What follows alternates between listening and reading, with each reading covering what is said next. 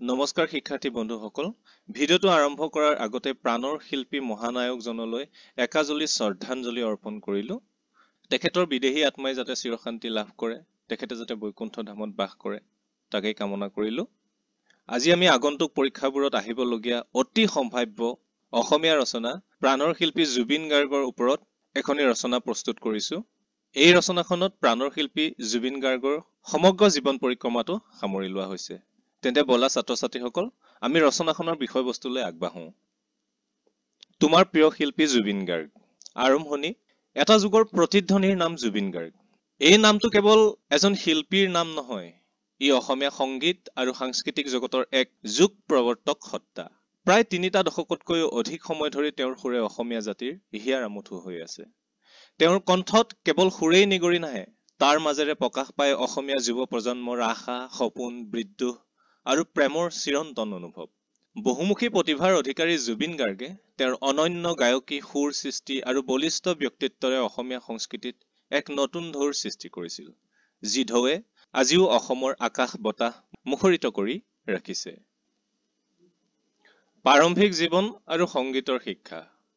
1972 চনৰ 18 নৱেম্বৰত মেঘালয়ৰ তুৰাত জুবিন বৰঠাকুৰ নামেৰে জন্মগ্ৰহণ কৰা এই মহান শিল্পীজনৰ আছিল এক সংগীতময় পাৰিবাৰিক পটভূমি। তেওঁৰ পিতৃ মোহিনী মোহন বৰঠাকুৰ এগৰাকী কবি আৰু সাহিত্যিক আছিল, আৰু মাতৃ স্বৰ্গীয়া ইলি বৰঠাকুৰ আছিল এগৰাকী নৃত্যশিল্পী তথা সুগায়িকা। সেয়েহে সৰুৰে পৰাই সংগীতৰ বীজ তেওঁৰ মনত শিপাইছিল। গুৱাহাটীৰ বি বৰুৱা মহাবিদ্যালয়ত উচ্চ শিক্ষা গ্ৰহণ কৰি থকা সময়তে তেওঁ গুৱাহাটী বিশ্ববিদ্যালয়ৰ যুৱ মহোৎসৱত পাশ্চাত্য সংগীতত সোণৰ পদক লাভ কৰিছিল। জুবিন আছিল এগৰাকী বহুমুখী বাদ্যযন্ত্ৰী। তবলা, ঢোল, দুতুৰা, ড্ৰামছ, গীটাৰ, হাৰমনিয়াম আৰু কীবৰ্ডকে ধৰি প্ৰায় 12বিধ বাদ্যযন্ত্ৰত তেওঁৰ দখল আছিল।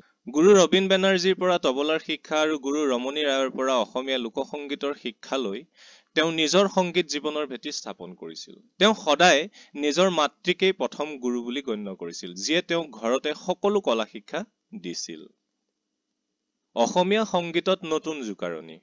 জুবিন গাৰ্গৰ পেছাদাৰী সংগীত যাত্ৰা আৰম্ভ হৈছিল 1992 চনত অনামিকা এলবামৰ মুক্তিৰ জৰিয়তে। সেই সময়ত অসমীয়া সংগীতত এটা গতানুগতিক সুৰৰ প্ৰচলন আছিল, কিন্তু জুবিনে তেওঁৰ গীতত পাশ্চাত্যৰ পপ আৰু ৰক সংগীতৰ সৈতে অসমীয়া লোকসংগীতৰ এক নবীন সংমিশ্ৰণ ঘটাইছিল।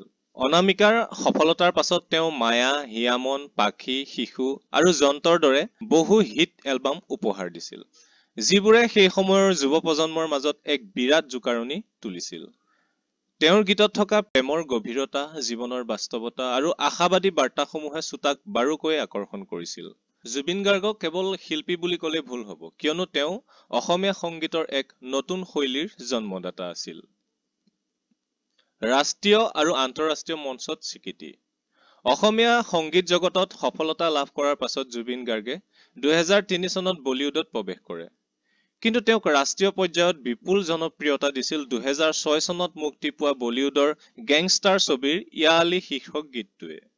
এই গীতটোৱে সমগ্ৰ দেশৰ শ্ৰোতাক মুগ্ধ কৰাৰ লগতে তেওঁক শ্ৰেষ্ঠ গায়কৰ গ্ল'বেল ইণ্ডিয়ান ফিল্ম এৱাৰ্ড আৰু ষ্টাৰডাষ্ট এৱাৰ্ডকে ধৰি কেইবাটাও বঁটাৰে বিভূষিত কৰে। তেওঁ অসমীয়াৰ উপৰিও হিন্দী, বাংলা, তামিল, তেলুগু, কন্নড়, উৰিয়াকে ধৰি প্ৰায় 40টাতকৈ অধিক ভাষাত গীত গাই এক অভিলেখ গঢ়িছিল। বাংলা চলচ্চিত্ৰত তেওঁ শুধু তুমি ছবিৰ বাবে শ্ৰেষ্ঠ সংগীত পৰিচালকৰ সন্মানো লাভ কৰিছিল। তেওঁৰ এই বিশাল পৰিসৰে অসমীয়া সংগীতৰ দিগন্ত বিশ্বলৈ প্ৰসাৰিত কৰিলে আৰু অসমীয়া সংস্কৃতিৰ গৌৰৱ বৃদ্ধি কৰিলে। অসমীয়া চলচ্চিত্ৰলৈ বহুমুখী অৱদান। জুবিন গাৰ্গৰ অৱদান কেৱল গীততে সীমাবদ্ধ নাছিল, তেওঁ অসমীয়া চলচ্চিত্ৰ জগতলৈও এক গুৰুত্বপূৰ্ণ ভূমিকা আগবঢ়াইছিল। তেওঁ তুমি মোৰ মাথো মোৰ, মন যায়, Dinabandhu, mission China, Kanchenjunga, Ratnakar, doctor Bezbaruah 2 আৰু শেহতীয়াকৈ চিকাৰৰ দৰে বহু কেইখন ছবিত অভিনেতা, পৰিচালক আৰু সংগীত পৰিচালক হিচাপে কাম কৰিছিল। জুবিন অভিনীত অন্তিমখন ছবি ৰৈ ৰৈ বিনালে 2025 চনৰ 31 অক্টোবৰত মুক্তি লাভ কৰে। তেওঁৰ পৰিচালনাত নিৰ্মাণ হোৱা ছবিসমূহে কেৱল ব্যৱসায়িক সফলতাই লাভ কৰা নাছিল, বৰঞ্চ তেওঁ অসমীয়া চলচ্চিত্ৰ উদ্যোগৰ কাৰিকৰী মান উন্নত কৰাটো সৰ্বতোপ্ৰকাৰে চেষ্টা কৰিছিল। তেওঁৰ এই প্ৰচেষ্টাই অসমীয়া ছবি জগতক এক নতুন গতি প্ৰদান কৰিছিল। সামাজিক দায়বদ্ধতা আৰু বলিষ্ঠ ব্যক্তিত্ব। জুবিন গাৰ্গক মানৱ দৰদী হিচাপেও জনা যায়। তেওঁ ব্যক্তিগত আৰু সামাজিকভাৱে সদায় আৰ্তজনৰ কাষত থিয় দিছিল। বানপানীৰ দৰে প্ৰাকৃতিক দুৰ্যোগৰ সময়ত বা অন্যান্য সামাজিক প্ৰয়োজনত তেওঁ মুক্ত হস্তে সহায় আগবঢ়াইছিল।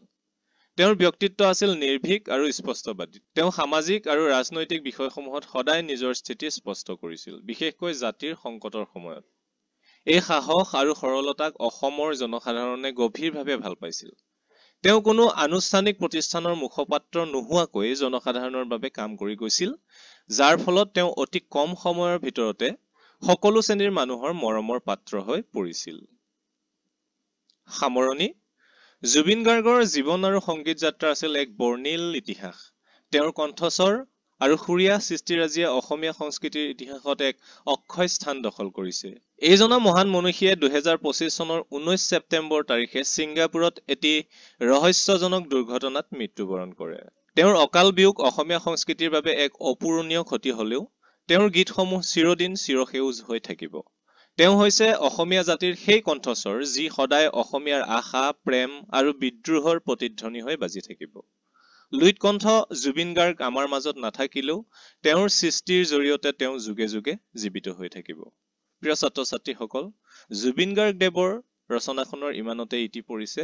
জুবিন গাৰ্গ সম্বন্ধিত অন্য ভিডিঅ'ৰ বাবেও তোমালোকে আমাৰ চেনেলটো ছাবস্ক্ৰাইব কৰিব পাৰা আৰু তোমালোকৰ স্কুলীয়া পাঠ্যক্ৰমৰ সকলো প্ৰশ্ন উত্তৰ আমাৰ এই চেনেলটোত সন্নিৱিষ্ট আছে। প্ৰয়োজনীয় পাঠটোৰ প্ৰশ্ন উত্তৰ এই চেনেলটোৰ যোগেদিয়ে তোমালোকে লাভ কৰিবলৈ সক্ষম হ'বা। অন্য এটা ভিডিঅ' তোমালোকৰ মাজলৈ লৈ অনাৰ প্ৰতিশ্ৰুতিৰে আজিলৈ ইমানতে সামৰিছো। ধন্যবাদ।